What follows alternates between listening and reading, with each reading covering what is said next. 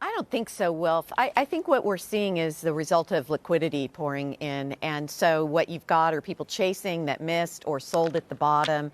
There's an immense amount of liquidity in the system. I don't think this market is tied to fundamentals.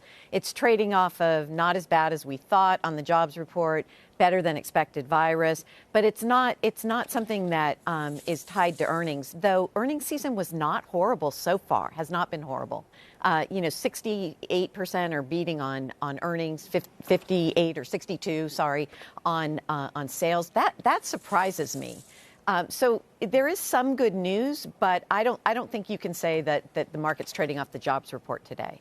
Shares of Uber higher on the back of first quarter results, despite reporting that Uber's rides business was down 80% in April from the year before. CEO Dara Khosrowshahi sounded a note of optimism on CNBC earlier today. We're making significant adjustments to our costs, and we are seeing in the rides business, while it is down substantially, there's no denying that.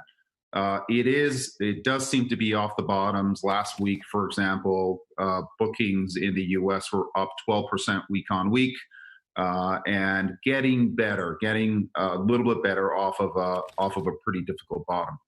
Mike Santoli, encouraging to hear that tone of relative optimism. Also interesting to hear his conversation about Uber Eats, which for a long time have been seen as an anchor on the stock price, now seen as a bit of an offset, albeit even in this environment, it's so far from profitability still.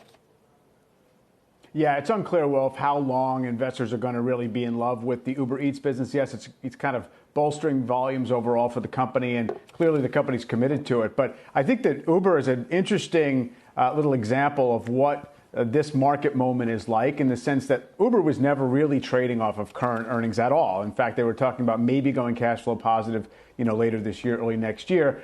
So you already had this premise that this is a long-term story. The stock truly did crash. It went from 40 to 14, regained half of that. This crisis also has gotten them to lay some people off and get more lean on the cost side. So you're able to build this case that the rate of change is going in their direction, and it's still a while before you have to necessarily prove it. So therefore, the stock can trade higher because people feel underinvested in the long-term emerging growth stories, and that to me is where we are in a broad part of let's say the tech world right now. I don't know, Nancy, was it surprising to you to hear Uber CEO talk about green shoots a day after the company announced it's laying off 3,700 workers, 14% of its workforce? Yeah, Sarah, I think, certainly Uber has a place in the economy. Whether it is a successful stock or not remains to be seen. The news that we've heard from the cruise lines shows that, people are going to return to normal behavior. And so, yes, I've been using Uber Eats almost every day for the last month, but I'm not unlikely to do so going forward. So I think we're then back to the model. And I need companies to make money at some point in order to buy them for my clients. So I was a little astonished by that, and honestly, the market's response today as well.